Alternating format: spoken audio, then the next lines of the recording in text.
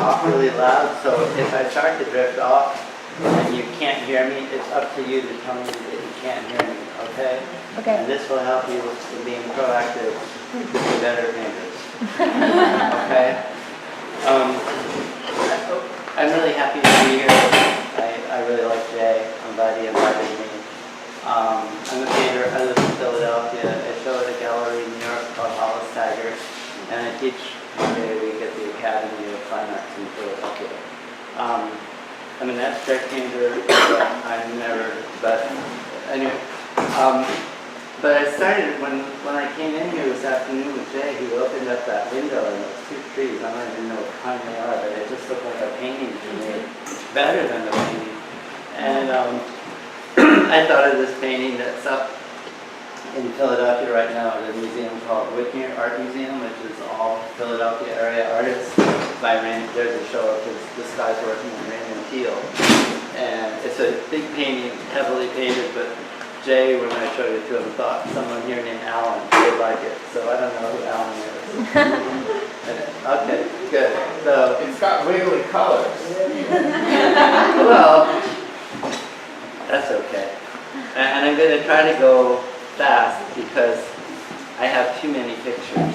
And I put this in at the last minute once I got here because it's an etching. It's about 3 inches tall by a French artist named Rudolf Bresnan, and it was made in 1880, just around the time he died, just before he died. And I just think it's the most amazing. When I first saw it, I didn't really know what it was. I mean, I knew it was branches, but I couldn't quite locate myself. And a lot of times when I look at work, I'm always interested first in how it's made, or how they do that, or what kind of space it is. I generally don't recognize what the subject matter is right away. So I thought you guys, some of you might like it. And then there's someone named Speedy van Reyboer, who I saw a painting of hers down here that was a nighttime scene, and I just mentioned this guy, Paul Matrenko, who was a student a few years ago at the Academy. And he used to do self-portraits of himself at night in the elevator lobby of his reflection and then a view out the window, which I like his work. What's his name? Paul Matrenko. Matrenko? Metrinko. He's changed a lot since then. You know, people go to school and then 5 years later, sometimes they have a whole new identity as an artist. I suddenly forget everything I was going to say to you. But this is my studio. I live in Philadelphia. My studio is on the top floor of my house. And I think I'm going to be 60 years old next year. And I used to know older painters who would look back at their work. They were always afraid of having a retrospective or anything because they were afraid their work would look awful and there was no time to change it. And they were always amazed at how much in their early work how much was already in their early work that carried through. And the painting on the left is one I did when I was right out of school in 1980. And the other one is from about 10 years ago. And when I put them together one day, I thought, wow, I haven't changed at all. I mean, I think basically for me it's circles and squares and sharp edges and space made by juxtaposition of color rather than by drawing. And when I was in school as an art student, I thought I was going to grow up to be a figure painter, and I was hell-bent on it. And these were the figure paintings I did. I could never get advancement. I couldn't get a studio when I was a student. You get studios. Yeah, but so I was stuck in a life class. So I was painting all the time from figures, and in a sense, I'm really grateful for that now because although it was sort of a blow to my ego at the time, I think it's what gave me the whatever to be a painter. And I would always start paintings by doing a preparatory sketch and then figure out the scale and then sketch a canvas that night and start the painting the next day. And then when I did get a studio at the very end, and I used to trade poses with other students, but I would always be the one to pose first, and then they would never come to pose for me. So I started painting still lifes. And those are my still lifes when I graduated. And when I left the academy, I had a travel prize, and I went to Paris, and I stayed for 5 months, and I went to a lot of museums, and I saw a lot of abstract painting, and I'd been painting for a while, and I was just more open to things. So when I came back to Philadelphia, I started painting. I didn't have anywhere to live, and I lived with my parents for a couple of months, and I did these paintings on their back porch, flower pots. But when I was a kid, I was very interested in the French painter Berthe Morisot, who was the sister-in-law of Manet, who showed with the Impressionists. And I met her grandson. Her daughter, who's pictured here, had only died a couple of years earlier. And I stayed in their house, and I got to see all of these, what to me were extraordinary paintings. And I always loved the kind of brushy quality of her work, the calligraphic stroke. And that's a painting of hers on the left from 1880. And the other painting is a more contemporary painting, it's from 1950, I think, by the painter Joan Mitchell, who lived in France, and I saw her work there, and I met her, and later stayed with her and painted at her place. But they were two of the most influential people in my life as a painter. And then these are more of my backyard paintings I did right after meeting Joan. And when a lot of what happens to one in life is dictated by who you meet and when.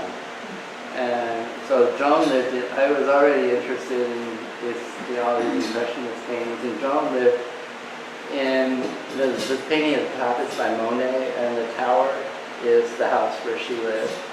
And the little house below it is where Monet lived. So in the town called Vitoux, which is northwest of Paris. And the little house in the right-hand side of the Monet is the same house that's in the lower left of the photograph. And I photographed it from the tower of Joan Mitchell's house. But I painted there for a couple of summers, and it was amazing to me to be there, because everywhere I looked there was a Monet painting, but and that's sort of before panoramic photography. That's how I paint panoramic photographs. I just stapled them together, and that was the view. But Joan, this was a big painting of Joan's that I always thought sort of corresponded with the landscape out her window. And even though it's abstract, I always think of it as representational space. And I always say I don't really care if I don't know what something is in a painting, but I do want to know where it is in space. And I always say for myself, I think that I've become sort of a nearsighted realist, that I paint the way the world looks without my glasses on. But I don't know it. Oh, and that's when I was at Joan's. That's in her studio when she let me paint. And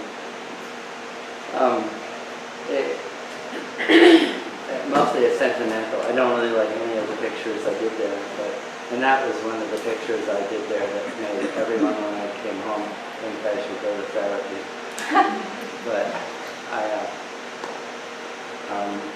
then I painted outside. That's probably the most prolonged period when I do what you're doing now, and painting outdoors.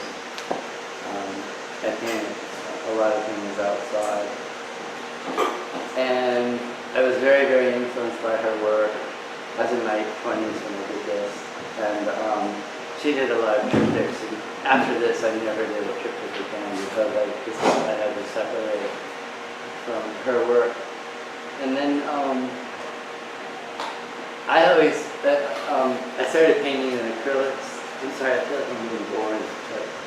But when I used to go to aquariums a lot, and a friend of mine had an aquarium in his apartment that lit up with a lamp, or it had a light that he could turn all the lights off in the house, and it was like a lamp. And I often think of looking at paintings as looking at an aquarium the rectangle of an aquarium. When I was younger, people always told me all my paintings looked as if they were painted with the same brush. There was no variety, there was no variation in opacity or translucency, and the movement was all the same. And one teacher pointed out that my paintings were like escalators, that I'm right-handed, and when you're right-handed, your painting tends to go from the lower left to the upper right, the way you write, you know, if anyone still writes, if that's true. And so the movement was always going from the lower left to the upper right.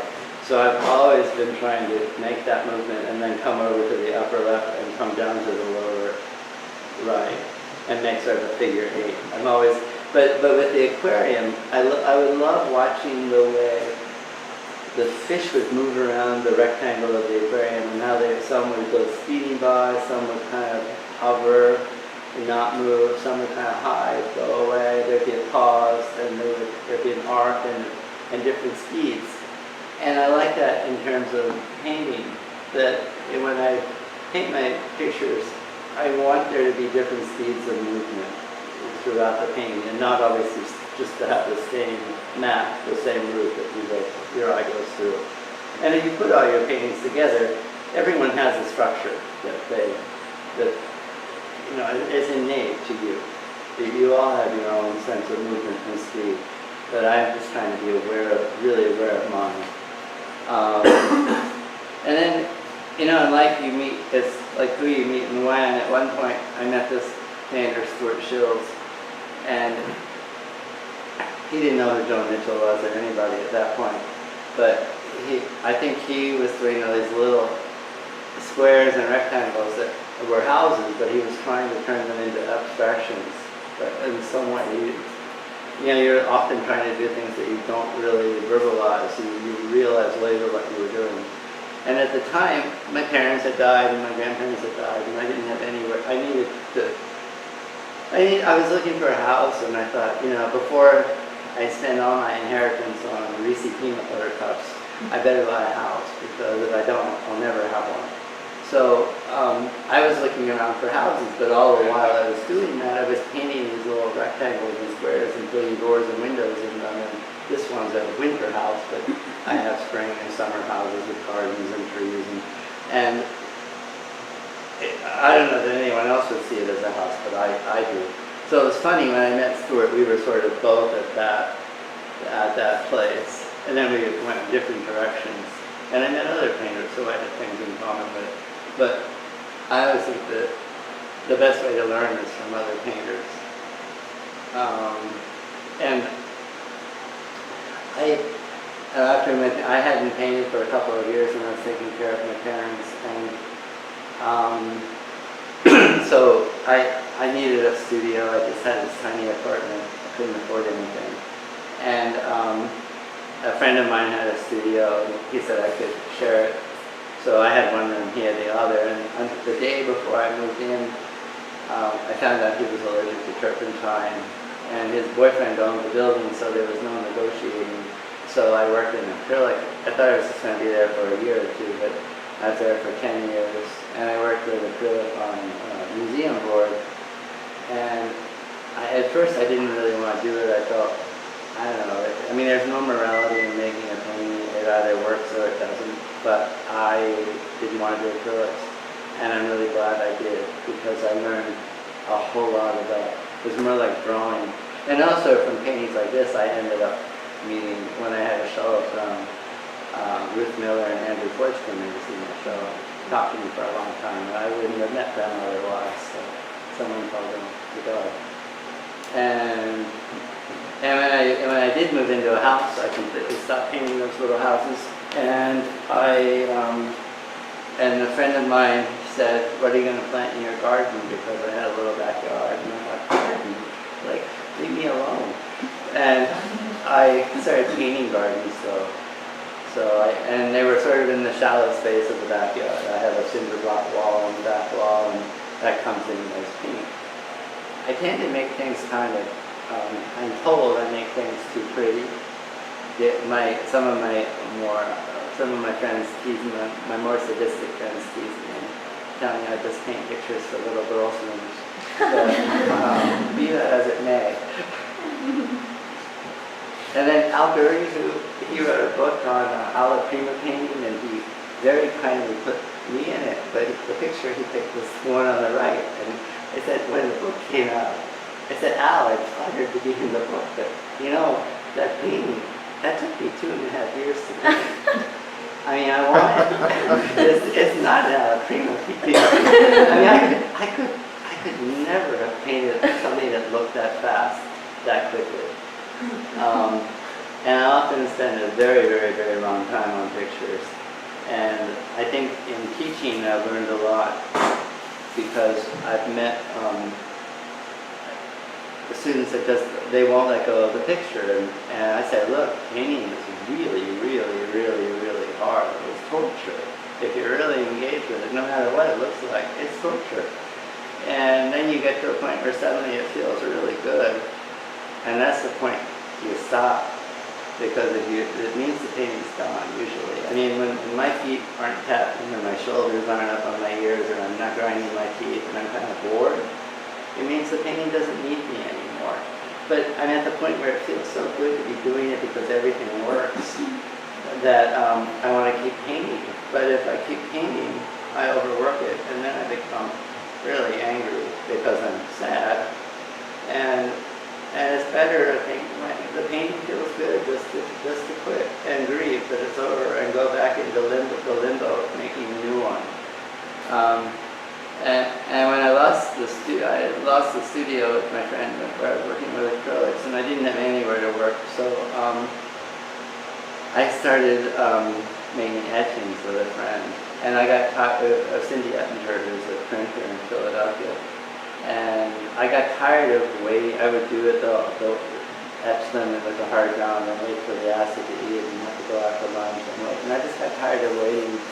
So I went to Kitty City and I bought a little engraving tool for, I'll tell you what people do when I paint like little girl pictures, because I got one of those engraving tools for little girls to put their names on bracelets or something. and so I was doing these things that I thought finally I looked like a self-taught artist. And but then I got a Dremel and it was great, and I made a lot of engravings with the Dremel. And with print the etching sometimes is a woodcut. Has anyone here made an etching? Mm-hmm. Where you ink it, but then you can also roll the ink over it like you would a woodcut, and get a great wet line. And then I found that the etchings really influenced the paintings, which I wasn't expecting. And sometimes when the paintings weren't working, which was always, I think, well, what would you do if this was an etching? And so I started putting in these black lines and white lines, and this was a point where it was kind of nice because a lot of people stopped talking to me because they didn't know what to say, or I wasn't doing anything they would want to do. There's something very freeing about that. And then I got a grant, the only grant I ever got to make color etchings with Cindy Ettinger. So I worked on, I had this plate that I started, and it turned into a 7 different plates. And for the year we would print in every different way. And I think I drove her crazy. Because she would print one. It would take a while to ink the plates and then run them through the press, and then I'd say, oh, I know what I want to do, and we would do another one and do another one, and we did that for a year, and we ended up with, at the end of it, we didn't edition it because we both hated it so much. We never wanted to see it again. But then and a couple of years later, I did these 2 versions of it. I never could figure out which way I thought it should be. And then I got a studio, I built a studio in my house, and I started painting in oil paint again because it had been about 10 years since I'd worked in oil, or longer, and I really didn't know how to do it. And I always think the best things people do are when they don't know how to do them. And once you know how to do it, it's kind of boring. But what you express while you're trying to do it is what really comes through to the viewer, I think, and what seems authentic to me later.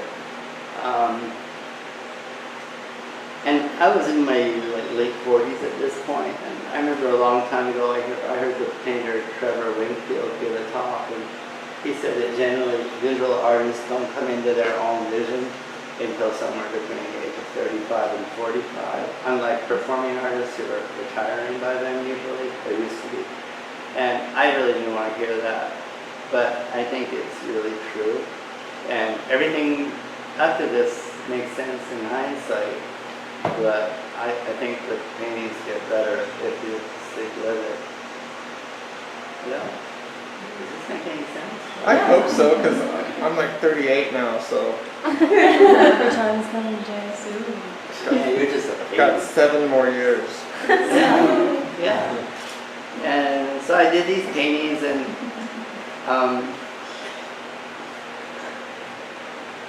someone who works at the academy where I didn't yet work, who had a very high position, came over and just told me what a terrible painter I'd become, and these were like just awful.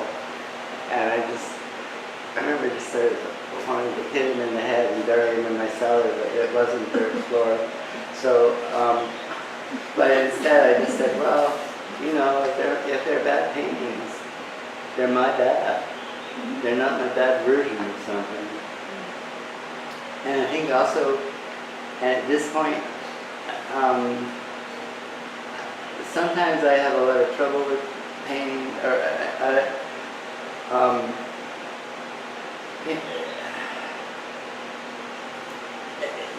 when I was influenced, when I was painting like Joan Mitchell or someone else, I knew when the painting was done because it looked like their picture. And I love painting. I would love to. I mean, I love those paintings, and when I went to paint myself, I wanted to paint those paintings because I liked the way I felt when I looked at them. What I learned later was what I really wanted was the feeling, not the appearance. And so I found that I didn't know how to complete these paintings as easily as I did when they were much more influenced by another artist. And I found that I was looking at my own psychosis when looking back at me with these. And I realized you got to make peace with that, because this is what makes them your paintings. This makes them more interesting, hopefully, for someone else than if I just paint a version of someone else's work. And I also started painting very thinly and scraping the paint on, which was influenced by making the etchings. And when Cindy inks and prints the plates for me, and when she just used a very small amount of ink every time. I mean, I was amazed at how little ink it took. And you don't use white in printmaking, you have to white up the paper. So I tried to stop using white, which I'll talk about in a little while. And I blot the color a lot with newspaper or paper towel or something. Although with paper towel you have to be really careful, because I sometimes would buy paper towels without looking at them, and then I go to blot something, I pull it off, and I have an impression of a shepherdess with a little sheep or something that was imprinted in the paper towel, which would make them much more contemporary if I left it there, but I didn't. And then I got really excited I wanted to make a color print based on a painting. I'd never thought of this before. Because I work improvisationally. So I made a print from that last painting that was 6 by 8 inches. And I never wanted to do a color print because everything I associated with a color etching had the color spring green in it, which I just hate. So I used spring green to see if I could make it work. And then, and the best thing that happened, I mean, I finished the print, and that was, I guess that's the print, yeah. And the little one, and then I decided to make another one that was bigger to see if I could do it again. So that was the little one on the left was 6 by 8, and the one on the right was 12 by 16. And it was really fun. I love making etchings. I don't know why, but I just love it. And I work with probably the best collaborator in the world. And then I think she does it on purpose, but she says no. Almost every time she prints one of the plates upside down by mistake. And they look so much, I love it and I hate it because they look so much more alive upside down than they ever do right side up. And with this one the thing I don't like about color prints, or that I do like, is that they never work until you have a black plate. And once you have a black plate, boy, they just sing. So I was trying for a long time to make prints without black. So this one had two blues that overlapped and made it dark. But I have some proofs of it where it has black, and it's really so much better. I don't know why I was so resistant. How many plates would that have? I think that had 5 or 6. You talked a little bit about how long you took on a painting, how long How for the long etching. I work on a painting? Well, no, for the etching. For the etching, well, the painting always exists first because I find I can't. Well, here I can show you. This is a painting I did, and a couple of months later, I thought I'm going to make a print of it. The painting was gone by then. It had been in a show, and somebody bought it.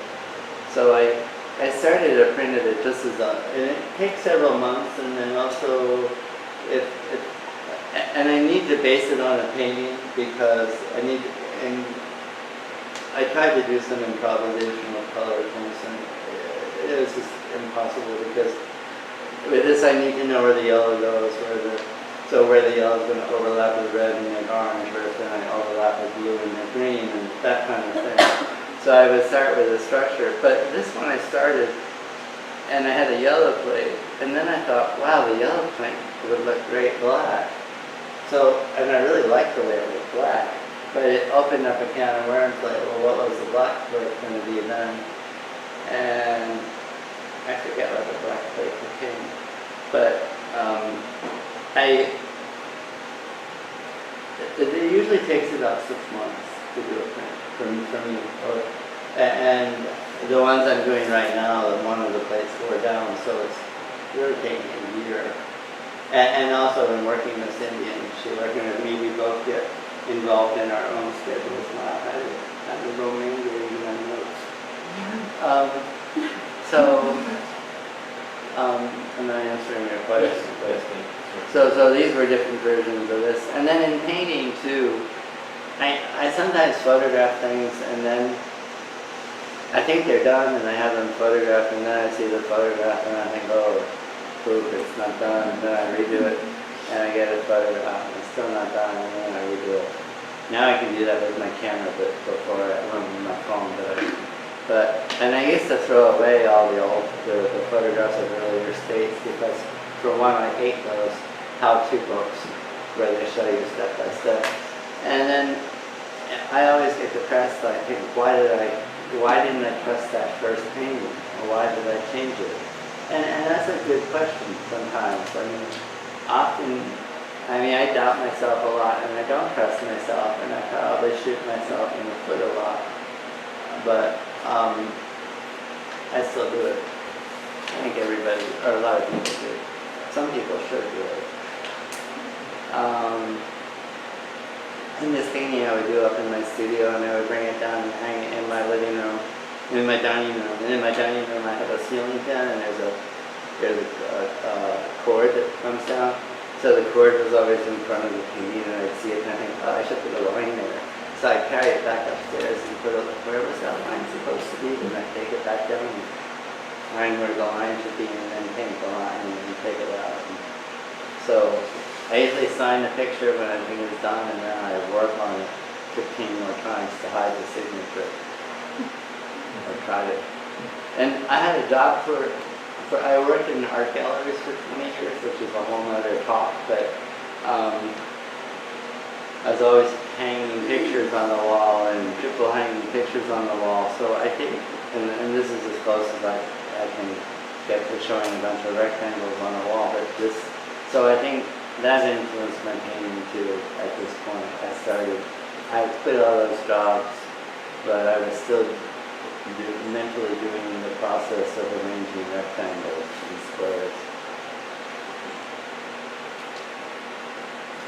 And I started doing multiple panel paintings again. I thought John Mitchell had been dead for a long time, and I thought, you can do this. And I once didn't use green for 5 years because someone, I don't know, I got into a trip with someone about green. And so I thought, well, I'll show you. I'm not going to use it, but I do. So, and then just the way a painting will lead to a print, and these were 3 different prints that were all based on one painting, and they all came out different. And I think back in Berlin, this is about 10 years ago, the etchings were much more like drawings than they are now. And then in teaching, I really like teaching the media students, and there was this one kid who was E.J. O'Hara, who was a print major, but he made mostly lithographs, and he liked bow ties, and he had Xerox bow ties, and he was doing lithographs of them. And I said, E.J., you should do a dry point of that. You'll get a much more richer, deeper black. And he didn't want to do it, so I said, well, let me Xerox your Xeroxes. He said, okay with you if I do it. And he said, sure. So I made this etching in the upper left from the one bow tie, but Cindy, who's printed for a lot of people, and she was printed for this one guy, Daniel Heyman, who does tons and tons of nude men on the beach. And she said, I printed a lot of phallic images, but this is the most phallic of all. And I thought, oh shit. So I scraped it out, and then I thought, oh, you should have left it. But, but it's funny what you can be afraid of, or just, so that ended up, and then E.J. Came over and he put his hand down and even put colors in there, and it was fun. I like the way it turned out. That sounds really strange to say I like the way my work turned out. And then talking about white, the other painter that really influenced me tremendously was a woman named Jane Piper who did the painting at the upper left. And she was, Jay, did you study with Mercedes, or was she still teaching when you were there? Or? No, but when I was there, she had that retrospective of drawings that was at the studio school, and the paintings were at Salinger O'Reilly's, and she was kind of in the air. Yeah. Well, Jane Piper was a student of Roger Quarles, who was the father of Mercedes Matter, who started the studio school in New York, and one of the people. But Jane used a lot of white, and then the Bertha Morisot landscape with the dogs she used a lot of white. And then there's a painter I always liked, a Belgian painter named Rick Wouters from about 100 years ago.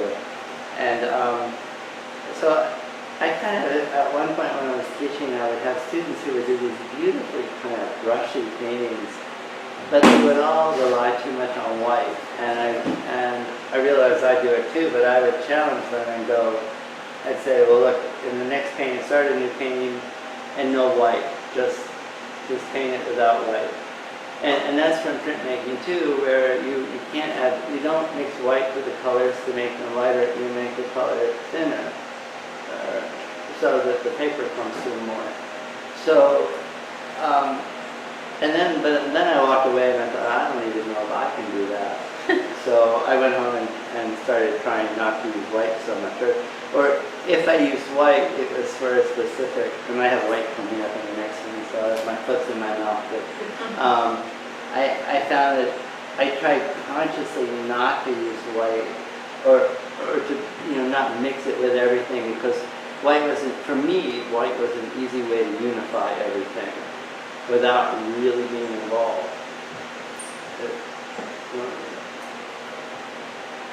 And so these are, there's white. So,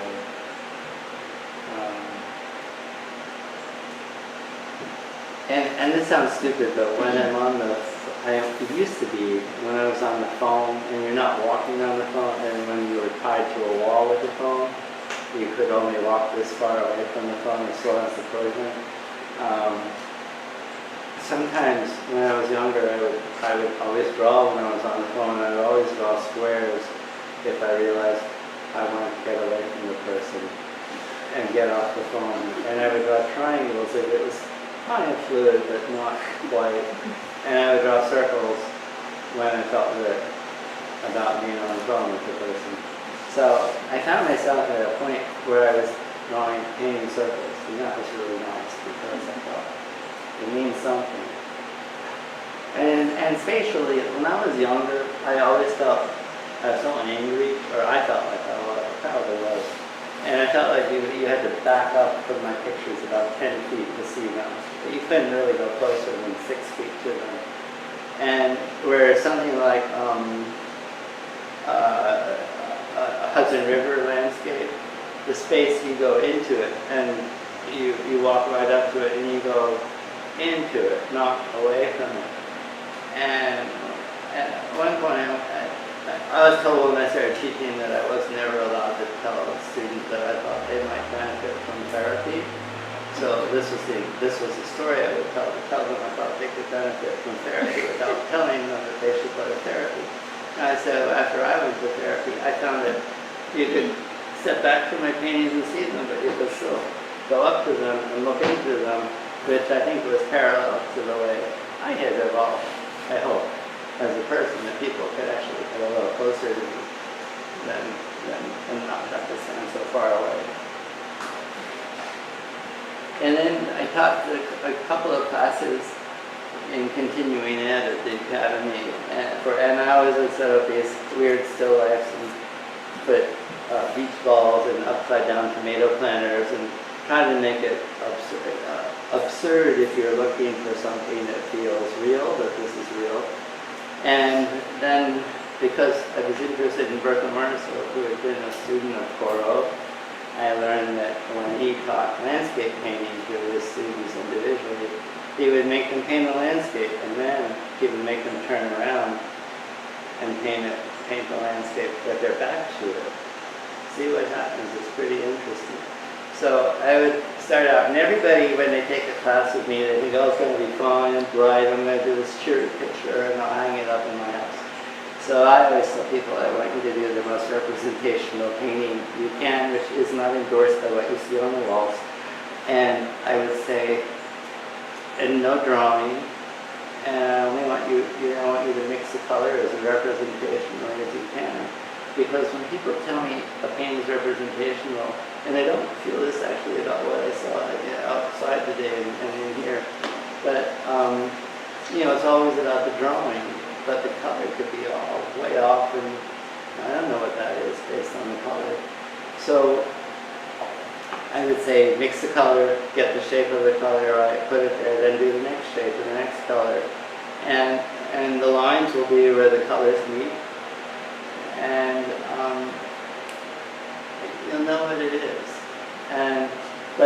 So they were doing this in the morning, and then in the afternoon I had everyone turn around and leave their palette facing the still life, so they could mix the color, but to turn around and paint it with their back to it. And there was one woman once in a class who had this really feathery kind of touch, and it was just really annoying because she wasn't looking. I mean, it looked like a painting, but there was no feeling there. And she turned her back to the setup and did a painting, and she was kicking and screaming. She never turned back. She kept her easel facing the other way the whole time. And she did the most wonderful pictures, and all the feathers disappeared. She let the paintings, when you don't look at it, were actually more accurate in feeling and in appearance. I mean, there was one guy who really couldn't draw at all, but when he turned his back to it, it was beautiful drawing, or beautiful painting drawing. That's it. And all this stuff comes into my painting. And then one year in teaching when I started, nobody had all these little like windowless cubicles that were like coffins and terrible lighting, No one had anything, no postcards up. And I said, get a mirror, get a piece of fabric, get a fake plant, get something like to look at. Because you're just in a box. What's going to come out of that? But, I mean, even if you react against something, it's better than having nothing to look at. And then I would tell them all to get a mirror and do a self-portrait. And then I thought, well, I don't know if I can do a self-portrait. So I went home and did a self-portrait and then an etching and then gave it to them for Christmas or holiday or whatever. But I gave it to them for Christmas, but I don't know. So that was fun. And at that same time, I started looking, there was this painting by Bertha Morisot. She did a series of cherry pickers. She would know by a ladder that the family in Paris owned. And where I stayed, and I never really liked it. And she did a few of them, and I thought, why don't I like this painting? And they were different sizes. One was thinner than the other and taller. But I stretched some canvases the same size and did my own. I mean, it's obviously not like it, but I did my own version of it to see how do I make that space work for me. And it's a project I've been working on for a couple of years, and I've learned a lot from it. I can't really say what, but oops. And then I did a little dry point of the painting at the end. Everyone thinks it was at the beginning when they first see it. And then I did a color etching based on my painting.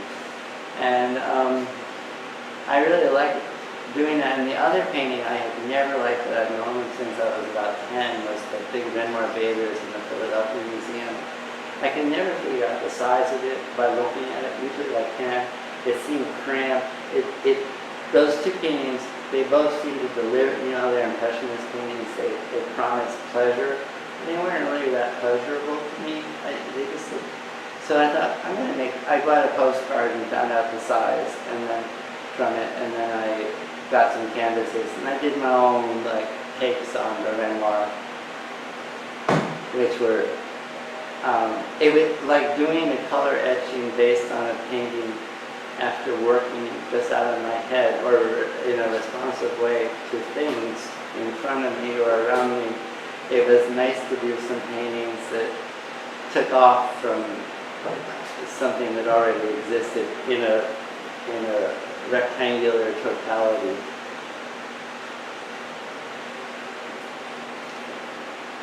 So these are some of those. And then I tried to do one backwards and it didn't work at all. So I put that standing figure on the left. And then at the end I realized there was a student, the first student I ever had the first day I taught was this, who was then a kid, Michael Chervo, who's this wonderful painter. And at the end when he graduated I bought a little painting of him of two seated figures. And I'd been looking at it for a few years before I started this project, but I realized I think I was more influenced by him than I was by Renoir in doing those pictures. And when I met him, he did the most beautiful paintings, and I thought, wow, this job is the easiest job in the world. I mean, this is terrific. But I felt at that, everyone said, oh, he won't talk to you at all.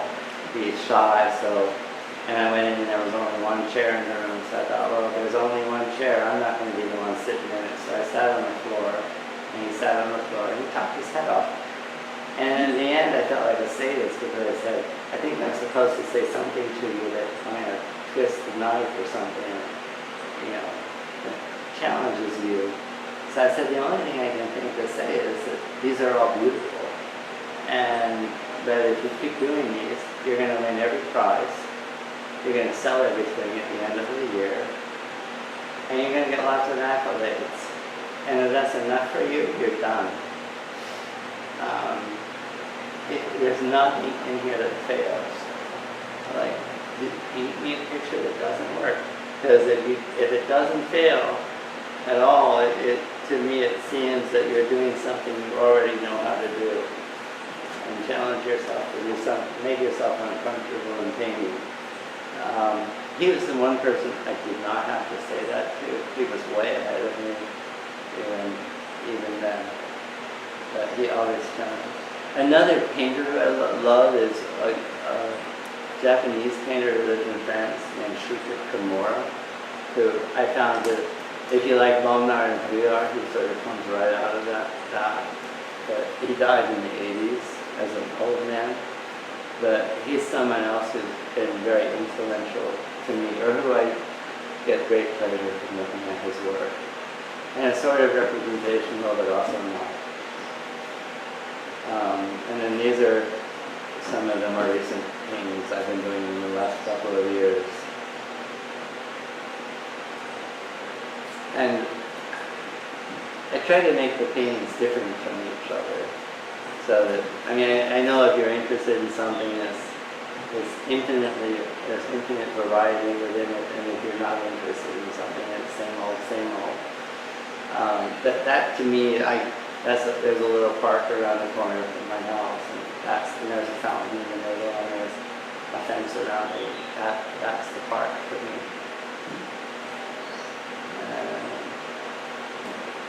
That's sort of a still life to me. The table and the shadow and the wall. I also have a lot of vision problems, and I get floaters, and I used to get fluid behind my macula, so I'd be looking through this blue shape all the time, and when I'm stressed, I don't line edges, so like the edge of the building won't be straight, it will move, and because I'm seeing it through every time I go to the eye doctor, I'm there for 4 hours, because they always tell me I have macular degeneration, and then they tell me I don't. So I feel like I thought, well, just use this in the pictures. It's what's there for you. Those are 2 etchings in color, and then I kind of liked it in black. I thought I wanted to try to do it in black and white. And then I had to show the top picture is just the etching. It's not actually in the photo. It's superimposed, but.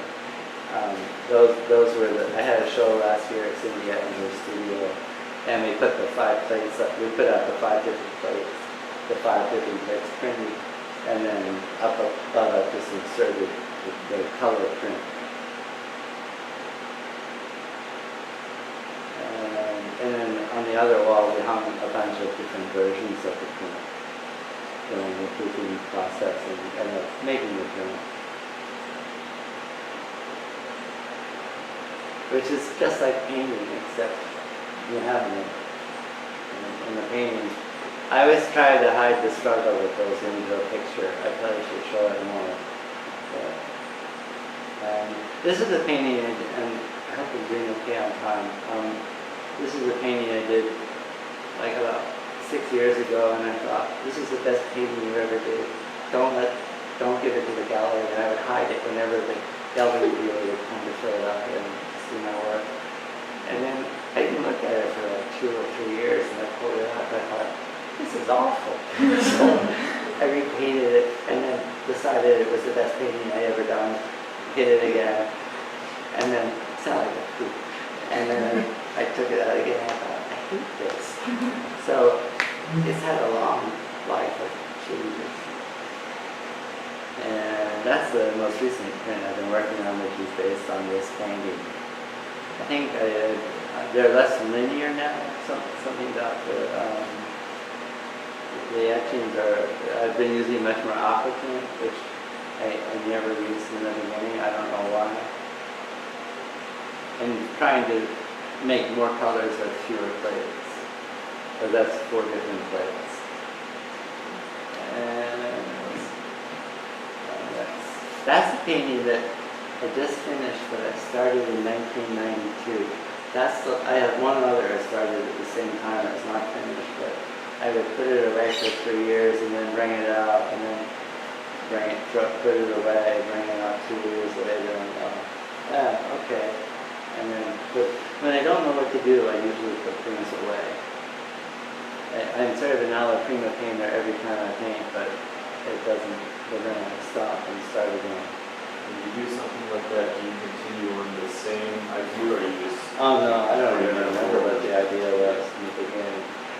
I don't know. I mean, I tried to. With that other one, with that blue painting I showed, yeah, I tried to keep it retain the sensation that made you want to paint it in the first place.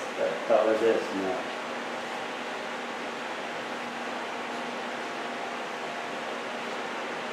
And then I've always done these flower paintings. This is Big Tree Red. I don't know why. And then there was this painting I started and I photographed it, and I didn't want to lose what I had. But then 3 years later I thought, oh, the hell with it. So I painted it, and now I think, why did you ruin it? Yeah. And then lately I've been doing a bunch of flower paintings. And these started around November and ended recently. And there will be a long stretch of time where I don't do anything on them. I hope some of this relates for you individually, for how you paint and what you're doing outside and the kinds of decisions you make or don't make, or, and some of the things I've learned the most from are the things I reject.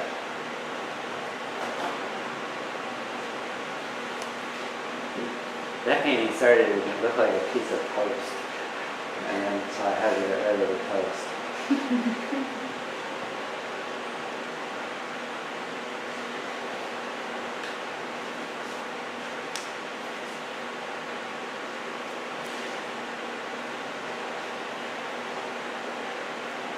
And that one's I feel like I should work on it more, but I'm not.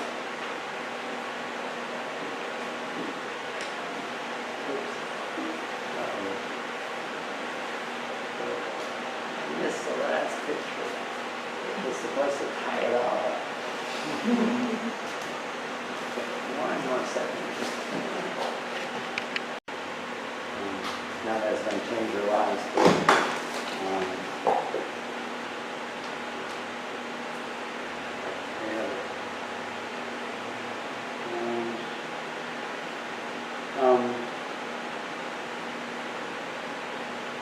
Yes, another thing I've always thought the narrative, when I started teaching, I was never really been interested in irony or narrative, and I found I would ask students what the narrative of their work was, what the story was, not in an illustrative way, but what are you thinking about? What's your idea?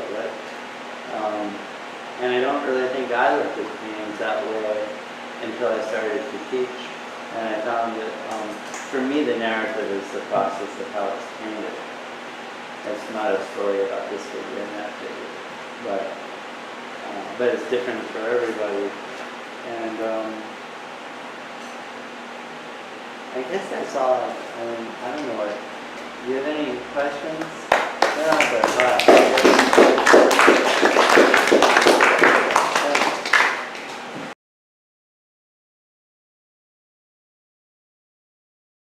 No, you have questions? So when you paint, are you generally, or do you still look at stuff to kind of refer to? Oh yeah. To paint? Yeah. Or do you just paint out of your head sometimes, or both? I do both, but this is a studio, and I have a plant at the very far right. There's a bouquet of fake flowers that I have. I have that hula hoop, which makes a great circle. It's great to trace sometimes, part of it.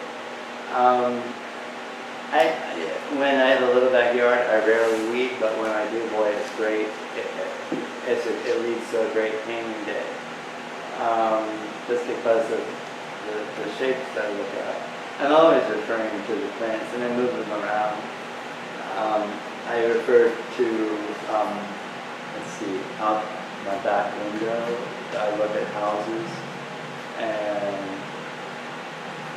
you can kind of see that in one of these.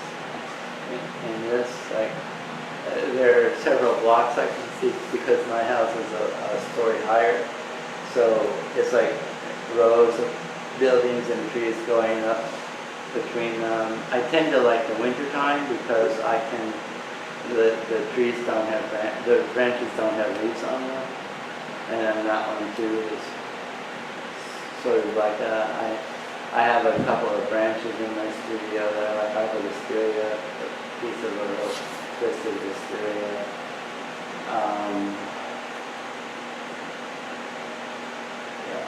Yeah. So, that. Okay. Anyone else? Okay, there's going to be a quiz. No. Okay. Thank you. Great, we're done.